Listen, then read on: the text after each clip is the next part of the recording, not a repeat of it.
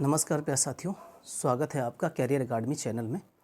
और मैं RV sir आपको जो है क्लास देने जा रहे हैं भूगोल की क्लास। तो भूगोल की जो हमने भारतीय भूगोल में भारत एक परिचय जो चैप्टर शुरू किया था उसमें हमने एक पार्ट आपको दिया था और उसका जो नेक्स्ट वीडियो है वो आपको हम देने जा रहे हैं।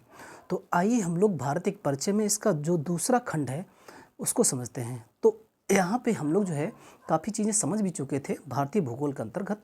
भारत एक परिचय में उसमें हमने ये जाना था कि भारत की सिचुएशन क्या है, उसकी स्थिति क्या है भारत की, कि उसका देशांतर कैसे है ना, किस देशांतर पे है, किस अक्षांश पे है।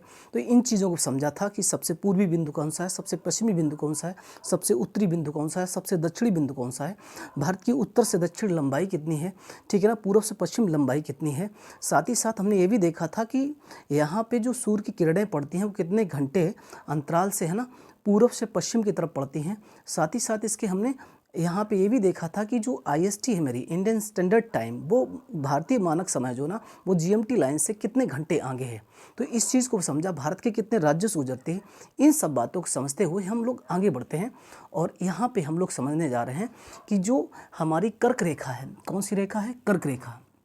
तो भारत की कर्क रेखा है ना, जब वो भारत के 8 राज्यों से गुजरती है। कितने राज्यों से गुजरती है, भारत के 8 राज्यों से गुजरती है।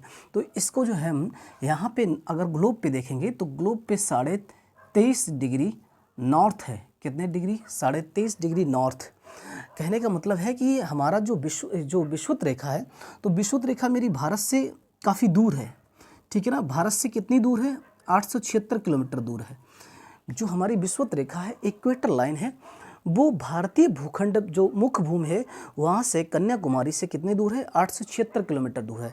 मतलब यहाँ पे अगर देखेंगे जो भारतीय भूखंड है, लास्ट जो बिंदु है वो 8 है ना डिग्री 4 मिनट है। कितना, 8 डिग्री 4 मिनट। और हमने जो इंदिरा पॉइंट देखा था लास्ट में वो 6 डिग्री 4 मिनट था। जो अंडमान निकोबार में हमने देखा था लास्ट जो इंदिरा पॉइंट है वो कितना है, 6.4 डिग्री है। मतलब ये क्या है, अक्षांश है, देशांतर नहीं है, अक्षांश है यहाँ पे। तो ये भी एक तरीके का अक्षांश ही तो है ना, विषुवत रेखा क्या अक्षांश ही तो ना। जो ग्लोब के पृथ्वी के बीचों बीच में है क्या विषुवत रेखा, वो भारतीय भूखंड से कितने 876 किलोमीटर दूर है। तो ये सारी जो रेखाएं होती हैं, चाहे विषुवत रेखा हो, चाहे कर्क रेखा हो, चाहे मकर रेखा हो, चाहे वो अक्षांश हो, चाहे देशांतर हो, चाहे वो GMT लाइन हो, सारी की सारी मेरी क्या है, काल्पनिक रेखाएं हैं। पुनः मैं आपको बताने जा रहा हूँ कि सारी की सारी क्या है, काल्पनिक रेखाएं। और काल्पनिक रेखाएं वे रेखाएं हैं जिनको हमने एज इट मान रखा है कि है ना। तो इसको मेजर करते हैं हम सैटेलाइट के माध्यम से, तो एज इट उसको मान रखा है। तो यहाँ पे जो मेरी कर्क रेखा है, कौन सी रेखा है, ये मेरी क्या है, कर्क रेखा है। तो कर्क रेखा भारत के कितने राज्यों से गुजरती, क्वेश्चन मेरा ये है। तो भारत के 8 राज्यों से गुजरती। कितने राज्यों से गुजरती, सभी ने पढ़ा होगा, 8 राज्यों से गुजरती। बिल्कुल वही चीज़ बताने जा रहा हूँ मैं, कुछ अलग से नहीं बताने जा रहा हूँ। लेकिन ये चीज़ समझना, इसको कैसे याद किया जाए, कि 8 राज्य कैसे याद किए जाएँ। तो उसके लिए कई सारे ट्रिक भी हैं, बहुत सारे अवेलेबल। लेकिन इसके लिए हम कुछ ऐसा रास्ता निकालते हैं जहाँ से कि हमें यहाँ से याद करने में ईजी रहे। अगर वो क्वेश्चन पूछ देता है, सीरीज से पूछ देता है, तो आप फंस सकते हैं, कहीं ना कहीं 20 से पूछ देगा। तो भारत की जो कर्क रेखा है भारत के बीचों बीच से डिवाइड कर रहे हैं। मतलब अगर देखा जाए भारत को उत्तर और दक्षिण के बीच से डिवाइड कर रही है। और यहाँ पे हमने एक रेखा बताई थी, कौन सी बताई थी, IST बताई थी। कौन सी बताई थी, IST। इसके बारे में चर्चा कर चुका हूँ पिछले वीडियो में, ठीक है ना। इंडियन स्टैंडर्ड टाइम, भारतीय मानक समय। भारतीय मानक समय जो भारत के 5 राज्यों से गुजरती है, जिसका है ना जो केंद्र बिंदु है वो कहाँ से, इलाहाबाद के नैनी से गुजर रही है। तो इसका मैंने केंद्र बिंदु माना गया है, ठीक है ना, 5 राज्यों से। जी इसी से हमारा टाइम सेट है भारतीय मानक समय, जो GMT लाइन से 5.5 घंटे आगे है। कहने का अर्थ है कि 5.5 घंटे हम पहले यहाँ पे दिन होता है GMT लाइन के जो देश आएंगे उनसे पहले।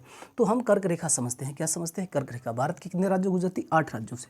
तो उसको याद करने के लिए हमने एक ट्रिक बना रखी है, बहुत ही सिंपल है। GRM और J और क्या, CPMT, ठीक।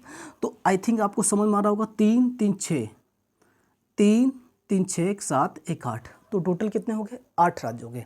अब जी से मतलब क्या होगा, यहाँ से कौन सा राज्य स्टार्ट होगा, गुजरात होगा। जी से क्या हो जाएगा, गुजरात, ठीक। आर से आगे बढ़ेंगे तो राजस्थान, कौन सा हो जाएगा, राजस्थान, ठीक। और आगे बढ़ेंगे तो मेरा कौन सा हो जाएगा, राजस्थान के बाद कौन सा आएगा, मध्य प्रदेश आएगा। कौन सा आएगा, मध्य प्रदेश। तो इसको मध्य प्रदेश को इसी शॉर्ट में लिखेंगे, ठीक। फिर इसके बाद देखेंगे हम कौन सा आएगा, यहाँ पे मेरा, यहाँ पे हमारा आ जाएगा कौन सा, झारखंड आ जाएगा। कौन सा आएगा, झारखंड। फिर सी से क्या मतलब होता है, छत्तीसगढ़, क्या हो जाएगा, छत्तीसगढ़ हो जाएगा। फिर पी से क्या हो जाएगा, पश्चिम बंगाल हो जाएगा। एम से मतलब क्या हो जाएगा यहाँ पे, मिजोरम हो जाएगा। और टी से क्या हो जाएगा यहाँ पे, त्रिपुरा हो जाएगा। समझ में आ रहा कि नहीं। जी से गुजरात, आर से राजस्थान, माँ से मध्य प्रदेश, जे से यहाँ पे क्या बनेगा, झारखंड। सी से क्या बनेगा, सी से बनेगा छत्तीसगढ़। और पी से पश्चिम बंगाल, एम से मिजोरम, टी से त्रिपुरा। तो 8 राज्यों से मेरी गुजर रही कर्क रेखा। अब क्वेश्चन एक यहाँ पे बहुत अच्छा बन सकता है। क्वेश्चन ये बन सकता है कि भारतीय शहरों के बारे में पूछा जा सकता है कि ऐसे कौन से भारतीय शहर हैं जो कर्क रेखा के बहुत ही नियरेस्ट हैं, बहुत ही क्लोज हैं। तो उसमें अगर देखना चाहते हो तो वो सबसे नज़दीक जो है ना, वो झारखंड की अगर देखेंगे राजधानी है, वो क्या है, रांची। कौन सा है, रांची। तो झारखंड की जो राजधानी है रांची, एक ऐसा शहर है, एकमात्र शहर है जो बहुत ही नियरेस्ट है किसके, कर्क रेखा के।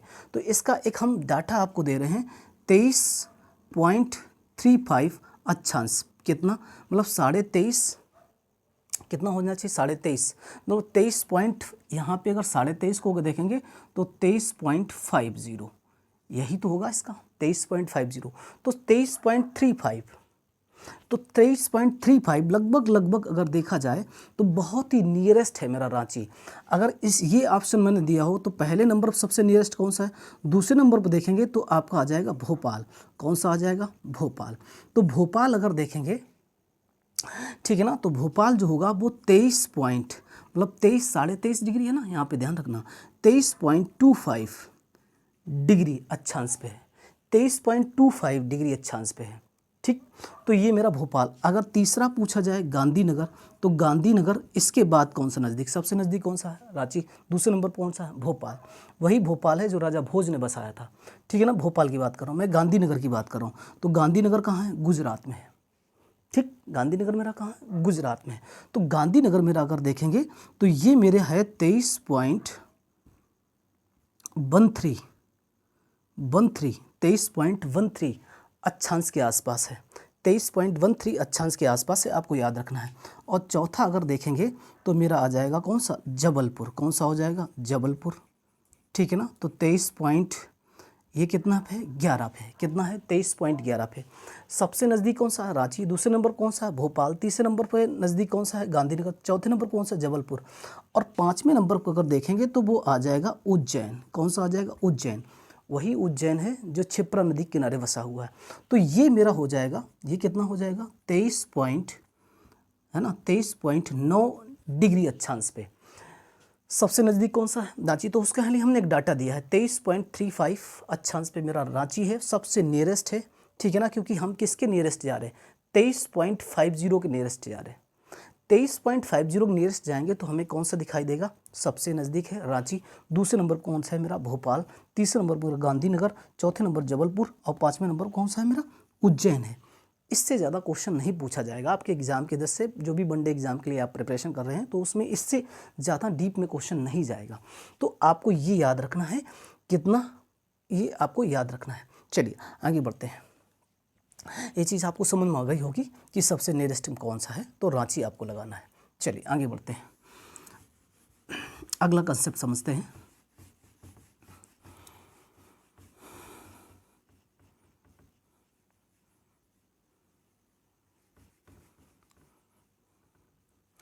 अभी क्वेश्चन ये पूछा जाएगा, बहुत ही यहाँ से भारत की भूखंड से लगा हुआ है। ठीक है ना, यहाँ से हमने देख लिया, कर्क रेखा देखा। अब कर्क रेखा के बाद एक चीज़ समझेंगे, यहाँ पे मेरा कौन सा देश लगा हुआ है, यहाँ पे चीन लगा हुआ है।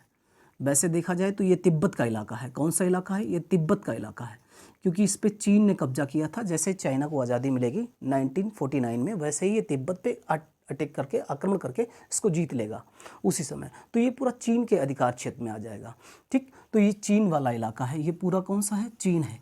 ये आपको याद रखना। यहाँ से लगा हुआ मेरा नेपाल है, और ये मेरा पूरा लगा हुआ क्या है, यहाँ पे अगर देखेंगे इधर साइड तक चीन ही आ जाएगा, है ना। यहाँ पे अगर देखेंगे तो चीन ही आपको दिखाई देगा, यहाँ से चीन का इलाका है, ये पूरा चीन है।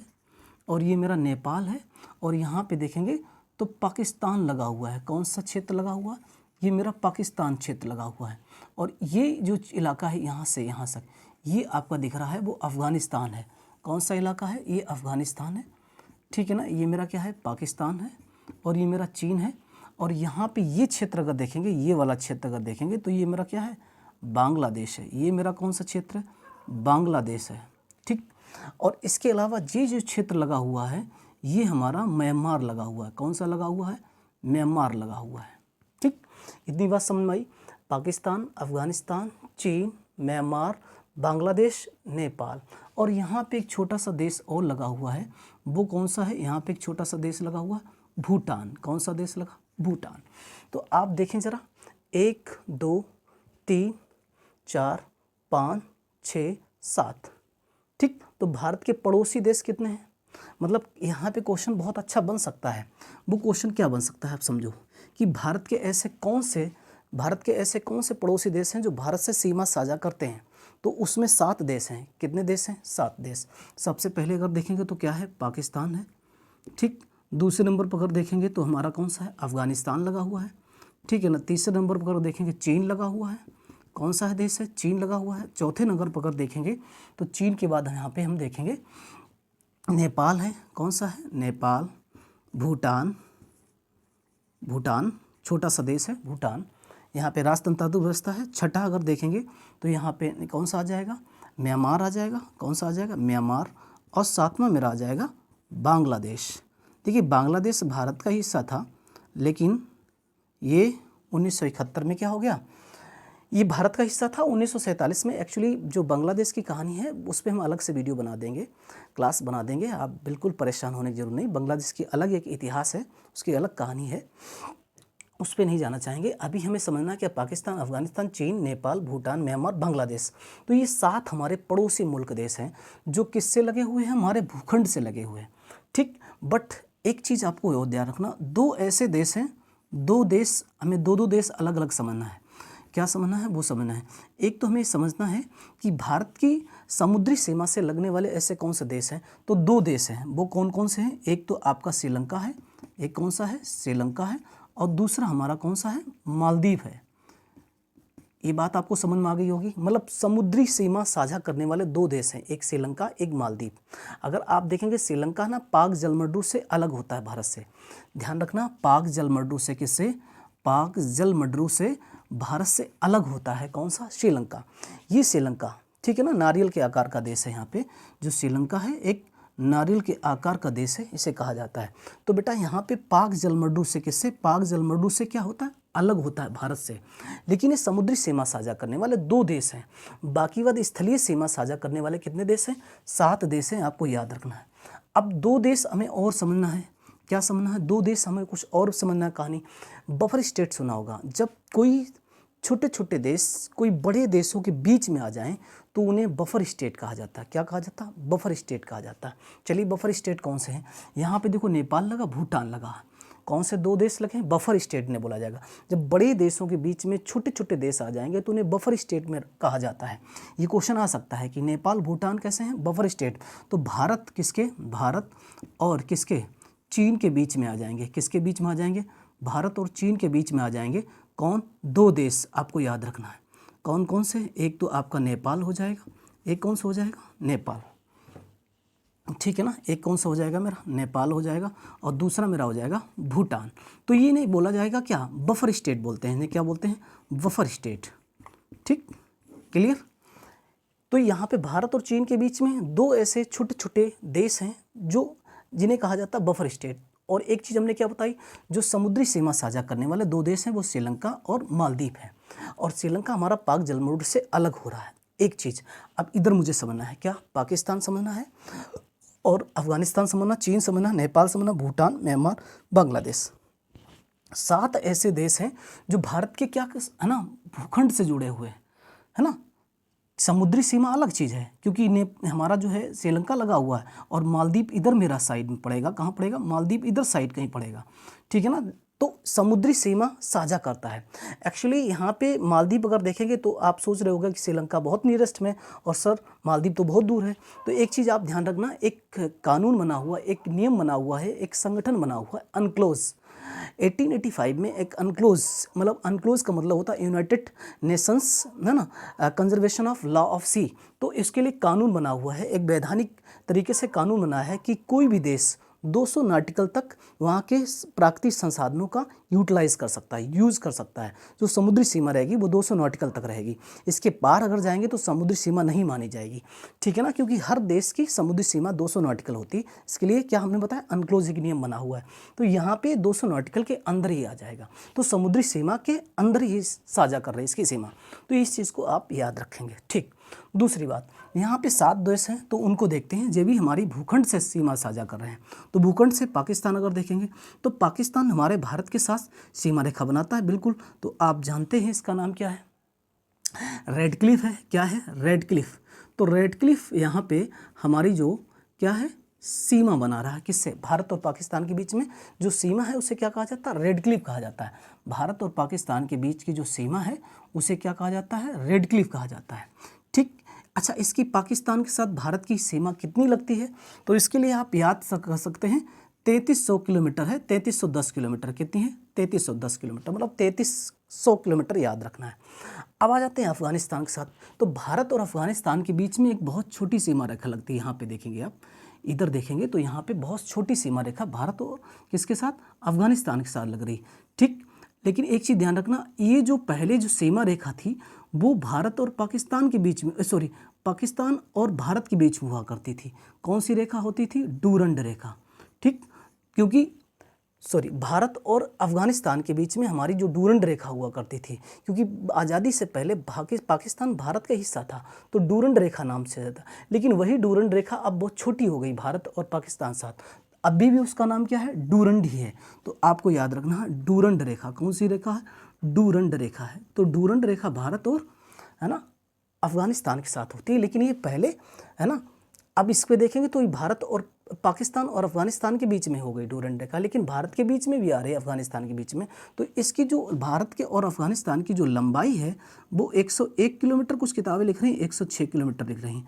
तो आपको ध्यान रखना, भारत और अफगानिस्तान की सीमा की जो लंबाई है वो कितनी है, 101 से 106 किलोमीटर की लंबाई है। दूसरी चीज़, अब यहाँ पे देखिए चीन के साथ काफ़ी हमारी सीमा लगती है, काफ़ी लंबी सीमा रखती है। तो उसको कैसे याद कर रहे हैं, क्योंकि यहाँ पे 33 था पाकिस्तान साथ, तो यहाँ हम थोड़ा बढ़ा देंगे, 34 कर देंगे, ठीक है ना। कितनी कर देंगे, 3488 किलोमीटर है। कितनी है, 3488 किलोमीटर भारत और चीन के बीच सीमा रेखा है।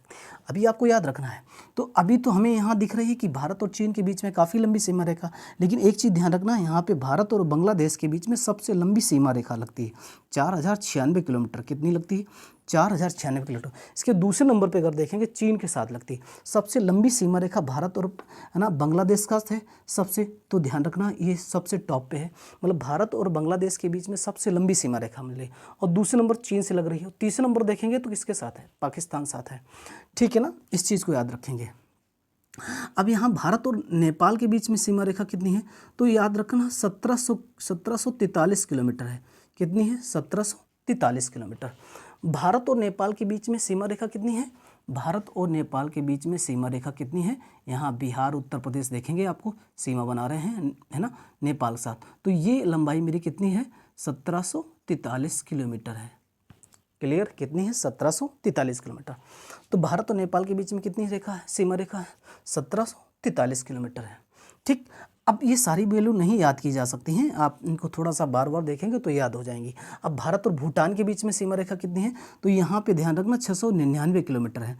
कितनी है, 699 किलोमीटर, ठीक। भारत और भूटान के बीच में, सारी याद करना नहीं, आपको 3 याद कर लेना है। एक तो आपको बांग्लादेश के साथ याद कर लेना, दूसरा चीन के साथ याद कर लेना, तीसरा हमारा पाकिस्तान, और चौथा मुझे अफगानिस्तान जरूर देख लेना, क्योंकि सबसे छोटी सीमा रेखा यहाँ पे अफगानिस्तान लग रही। सारी याद करना कठिन हो जाएगा, तो आपको ये चीज़ याद रखना है, ठीक है ना। तो यहाँ पे एक चीज़ और देखना है कि जो चीन है ना, चीन, तो इसकी कुछ और भी विवादित मुद्दे रहे हैं जो इतिहास में, वो भी ध्यान रखना। एक यहाँ पे अक्साई चीन पार्ट है, कौन सा है पार्ट, अक्साई चीन, ठीक है ना, अक्साई चीन, अक्साई चीन, ठीक। ये विवादित मुद्दा है, ठीक है ना, भारत और किसके साथ, चीन के साथ, अक्साई चीन पार्ट। और ये वाला जो है ना मुद्दा है पीओके वाला, पाक ऑक्युपाइड कश्मीर। तो पाक मतलब कश्मीर क्या है कि ये भारत का हिस्सा है, लेकिन पाकिस्तान इस पर अधिकृत किए बैठा है, पाक ऑक्युपाइड कश्मीर बोला जाता है। और यहाँ पे एक क्षेत्र अरुणाचल प्रदेश का है, ठीक है ना, जिसे कहते हैं नेफा, ठीक है ना, क्योंकि अरुणाचल प्रदेश का पुराना नाम क्या है, निफा है, मतलब नॉर्थ ईस्ट फ्रंटियर एजेंसी। तो नॉर्थ ईस्ट फ्रंटियर एजेंसी पर भी कब्जा जमाना चाहता है कौन, चीन बार बार यहाँ पे कब्जा जमाना चाहता है। तो एक बड़ा मुद्दा, इंटरनेशनल लेवल का मुद्दा है। तो आपको ये चीज़ें समझ में आएंगी। आगे बढ़ते हैं।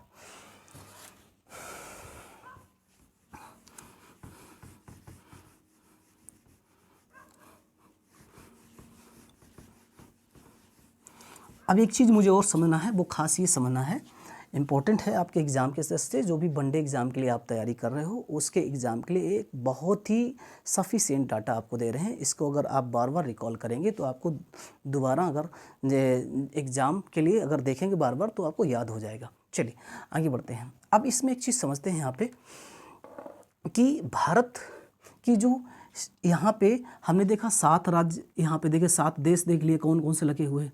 साथ ही साथ हमने ये भी देखा कि बफर स्टेट कौन से हैं वो भी देख लिया है, इसके समुद्री सीमा से लगते हैं वो भी देख लिया। अब मुझे एक चीज़ समझना है कि भारत के परिप्रेक्ष्य में एक चीज़ बहुत ही इंपॉर्टेंट है, वो समझना है कि भारत के ऐसे कितने राज्य हैं जो दूसरे देशों से सीमा साझा करते हैं। अभी हमने क्या देखा कि ऐसे कितने देश हैं जो भारत के साथ सीमा साझा करते हैं। अब मुझे देखना भारत के ऐसे कितने राज्य हैं जो दूसरे देशों से सीमा साझा करते हैं।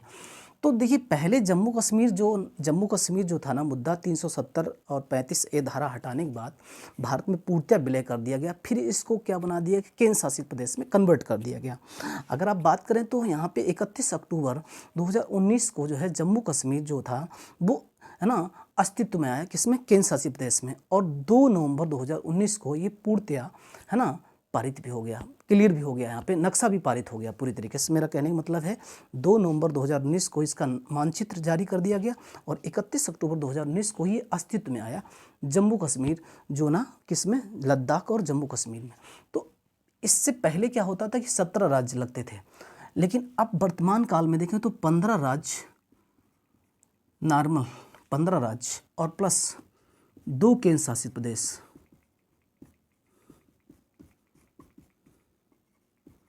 भारतीय भूखंड की अगर हम बात कर रहे हैं तो उसमें 15 ऐसे राज्य हैं जो दूसरे देशों से सीमा साझा करते हैं। साथ ही साथ 2 यूटी हैं, मतलब 2 केंद्र शासित प्रदेश हैं जो भी क्या करते हैं, दूसरे देशों के साथ सीमा साझा करते हैं। आइए उसको समझते हैं। तो 15 राज्य क्या हैं, क्वेश्चन पूछा जाएगा ऐसे कितने भारत के राज्य हैं जो दूसरे देशों से सीमा साझा करते हैं। तो 15 राज्य हैं। केंद्र शासित प्रदेश की अगर बात की जाएगी तो 2 केंद्र शासित प्रदेश हैं, ठीक है ना। इसमें अगर बात करें 2 केंद्र शासित प्रदेश में तो आपको याद रखना, एक तो आपका है क्या, लद्दाख है, और दूसरा क्या है, जम्मू कश्मीर है। तो जम्मू कश्मीर लद्दाख, क्योंकि लद्दाख में यहाँ पे अगर देखेंगे तो ये लद्दाख है ना चीन के साथ भी बॉर्डर बनाता है और अफगानिस्तान के साथ भी बनाता है और पाकिस्तान के साथ बनाता है, लेकिन जम्मू कश्मीर केवल पाकिस्तान के साथ ही सीमा साझा कर रहा है। तो यूटी में आपको याद रखना 3 देशों के साथ लद्दाख सीमा साझा करता है, जम्मू कश्मीर केवल एक ही पाकिस्तान के साथ सीमा साझा करता है। तो ये आपको बात समझ आ गई होगी। अब दूसरी बात करते हैं यहाँ पे, देखिए भारत की बात कर रहे हैं, ये हमारे भूखंड से लगे हुए हैं है ना, 15 राज्य जो दूसरे देशों के साथ सीमा साझा कर रहे हैं। अब मुझे एक चीज़ समझना, तो यहाँ से अगर देखेंगे तो यहाँ से ये राज्य आपको नज़र आएंगे इस तरीके से, 15 राज्य यहाँ पे आपको चले आएंगे। कहाँ, गुजरात से लेकर, कहाँ, गुजरात से लेकर और पश्चिम बंगाल तक। कहाँ तक, पश्चिम बंगाल तक। तो पश्चिम बंगाल तक यहाँ पे आप देखेंगे कि 15 राज्य हैं जो सीमा साझा कर रहे हैं दूसरे देशों के साथ, और 2 इसमें क्या है, केंद्र शासित प्रदेश है। अब मुझे एक चीज़ और समझना है यहाँ पे, एक चीज़ और समझना है कि जो हमारा जो है ना, जो ये तटीय रेखा वाले हैं राज्य, ठीक, तटीय रेखा, और साथ ही साथ मुझे ये भी समझना है इसकी दूरियां क्या हैं, मतलब कितने किलोमीटर ये है। तो आपको याद रखना है यहाँ पे जो भारतीय जो 15 राज्य और प्लस 2 केंद्र शासित प्रदेश, 15 प्लस 2 मतलब 17 टोटल हो जाएंगे, ये कितनी दूरी तय करते हैं, कितनी दूरी कवर करते हैं। तो दूरी कवर करते हैं 15,200 किलोमीटर, ये दूरी कवर करते हैं। कितनी कवर करते हैं, 15,200 किलोमीटर। मतलब जो भूखंड तटीय छोड़कर, कौन से, पश्चिमी है ना, पश्चिमी तट और पूर्वी तट, ये दोनों छोड़ देंगे तो इसके छोड़ने से जो ऊपर की जो हमारी लेंथ होगी, लंबाई होगी भारत के राज्यों की 15 + 2 17 राज्यों की, तो उसमें टोटल लंबाई कितनी होगी, 15,200 किलोमीटर। 15,200 किलोमीटर ये हमारी क्या होगी, है ना, जो तट से नहीं लगे हुए राज्य, उनकी लंबाई है 15,200 किलोमीटर। कहने का मतलब है यहाँ पे हम दो चीज़ें समझेंगे। क्या समझेंगे? दो चीज़ें समझेंगे। वो क्या समझेंगे यहाँ पे समझते हैं। एक मुझे समझना है तटीय सीमा और एक मुझे समझना है स्थलीय सीमा भारत की। ठीक, तो भारत की क्या देख रहे हैं? एक तो मुझे समझना है स्थलीय सीमा भारत की और दूसरी समझना मुझे तटीय सीमा, तटीय सीमा भारत की। ठीक, तो दोनों कंसेप्ट मुझे समझना होगा। देखिए, भारत की स्थलीय सीमा की जो लंबाई है वो 15,200 किलोमीटर है। कितनी है? 15,200 किलोमीटर। और जो मेरी तटीय सीमा की लंबाई है वो 6100 किलोमीटर है। कितनी है? 6100 किलोमीटर। ये मेरी तटीय सीमा है। क्या है? तटीय सीमा। साथ ही साथ यहाँ पे अंडमान निकोबार, ठीक है ना, और लक्षद्वीप वगैरह भी आ जाएंगे। ठीक है ना, क्या आ जाएंगे? अंडमान निकोबार, लक्षद्वीप। तो इनकी लंबाई जोड़ेंगे तो फिर अलग आ जाएगा। ठीक, तो तटीय सीमा की लंबाई मेरी कितनी है? यहाँ पे द्वीपों सहित नहीं है, क्योंकि द्वीपों को मैंने छोड़ दिया। अगर द्वीपों सहित अगर देखेंगे इसमें, तो तटीय सीमा की लंबाई, कुल तटीय द्वीपों सहित लंबाई वो हो जाएगी मेरी 75.5 ठीक, 75.5 है ना, किलोमीटर हो जाएगी। अभी उसको समझते हैं। तो यहाँ पे हमारी जो स्थलीय सीमा की लंबाई कितनी है? 15,200 किलोमीटर। और तटीय सीमा की लंबाई कितनी है? 6100 किलोमीटर। अब इस चीज़ को समझिए। यहाँ पे अगर हम देखेंगे ध्यान से, तो यहाँ पे हमारी तटीय सीमा की लंबाई कितनी हो गई? 61। और द्वीपों सहित अगर देखेंगे, किसको देखेंगे? द्वीपों सहित। ठीक, तो द्वीपों सहित हमारी जो है ना लंबाई हो जाएगी कितनी? 15.5 किलोमीटर। ठीक, 15.5 किलोमीटर। तो ये हमारी, इसमें हमने पूरी देख ली, तटीय सीमा प्लस द्वीपों सहित। अब इन दोनों को अगर ऐड करेंगे, किसको ऐड करेंगे? 15, दोनों को ऐड कर देंगे। क्या कर देंगे? दोनों को अगर ऐड करेंगे तो लंबाई मेरी टोटल कितनी हो जाएगी? तो वो लंबाई जोड़ लीजिए, 22,715.5 किलोमीटर। कितनी हो जाएगी? इसका वो ऐड करेंगे तो लगभग इतनी आ जाएगी। आप ऐड कर लीजिए, 22,715.5 किलोमीटर। ये मेरी क्या हो गई? टोटल लंबाई किसकी हो गई? तटीय प्लस स्थलीय। तटीय और स्थलीय दोनों लंबाई मेरी ऐड कर देंगे तो कितनी हो जाएगी? 22,715.5 किलोमीटर। अभी हमने ये समझा कि 15 राज्य जो थे ना, स्थलीय सीमा जो साझा कर रहे, 2 केंद्र शासित प्रदेश। अब मुझे ये समझना है कि यहाँ पे जो है ना तटीय सीमा जो साझा करने वाले हैं भारत के जो मुख्य भूमि से, वो कितने ऐसे राज्य हैं। तो उनको समझने के लिए मुझे यहाँ पे थोड़ा सा समझना होगा। देखिए, अगर हम पश्चिमी राज्यों की बात करें तो 5 राज्य यहाँ पे आ जाएंगे। अगर पूर्वी अगर हम घाट की बात करेंगे तो 4 राज्य यहाँ आ जाएंगे। कहने का अर्थ है कि क्वेश्चन अगर पूछा जाएगा, भारत के ऐसे कितने तटीय राज्य, भारत के ऐसे कितने राज्य हैं जिनकी तटीय सीमा है, तो तटीय सीमा बनाने वाले यहाँ पे राज्य हैं वो कितने हैं? 9। 5 पश्चिमी घाट पे और 4 पूर्वी घाट पे। 5 पश्चिमी घाट पे, 4 पूर्वी घाट पे। द्वीप अलग हैं। ठीक, द्वीप अलग हैं। द्वीपों अगर बात करेंगे, सबसे लंबी सीमा जो तटीय सीमा बनाने वाला जो केंद्र शासित प्रदेश है वो अंडमान निकोबार है।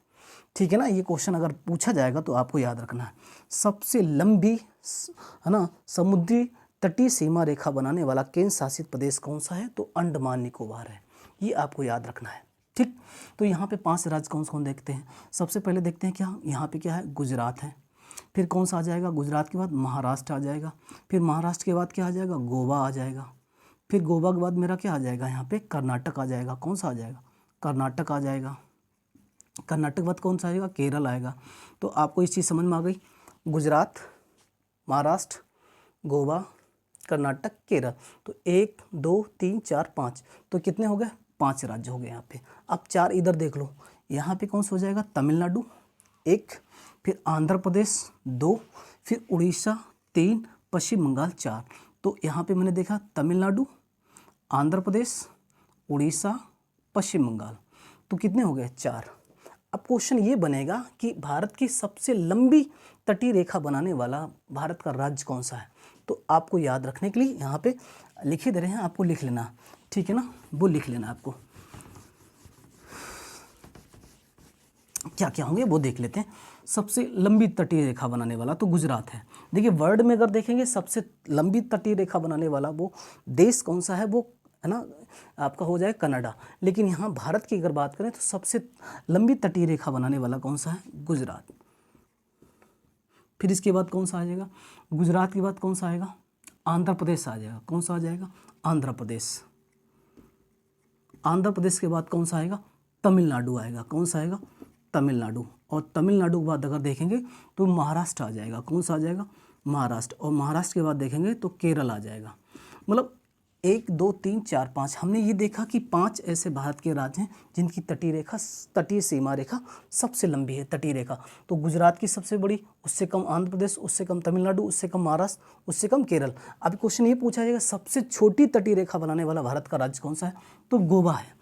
तो सबसे बड़ी और सबसे अगर छोटी देखेंगे तो कौन सा है? गोवा है। ठीक, आपको याद रखना है। तो हमने देख लिया बड़ी और छोटी। ठीक, समझ में आ गया होगा आपको। आगे बढ़ते हैं।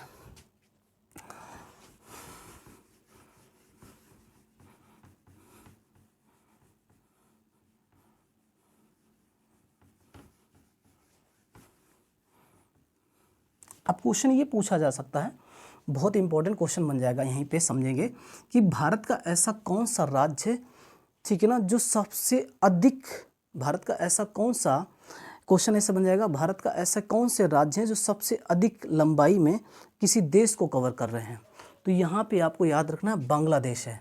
तो बांग्लादेश है ना, जो बांग्लादेश की सीमा रेखा कितनी बताई थी हमने? भारत से 4096 किलोमीटर। तो यहाँ से 5 राज्य, भारत के 5 राज्य हैं ना, वो इससे सीमा साझा कर रहे हैं। तो उसके लिए AMPMT याद रखना। क्या रखना? AMPMT। ठीक, AMPMT मतलब ए मतलब यहाँ पे आ जाएगा क्या, किसके साथ? बांग्लादेश के साथ। तो बांग्लादेश के साथ आप देखेंगे यहाँ पे बॉर्डर लग रहा है किसका? असम का लग रहा है। ठीक है ना, यहाँ पे देखेंगे तो मिजोरम का लग रहा है ना, पश्चिम बंगाल का लग रहा है, और यहाँ पे मेघालय लग रहा है, और त्रिपुरा भी लग रहा है। तो क्या उनको पता है? असम, मिजोरम, है ना, पश्चिम बंगाल, है ना, और मेघालय और त्रिपुरा। तो 5 राज्य हैं जो किसके साथ साझा कर रहे हैं सीमा रेखा? बांग्लादेश के साथ। ठीक है ना, तो इतना आपको समझ में आएगा, है ना। नेक्स्ट पार्ट आगे आपको मिलेगा। जय हिंद।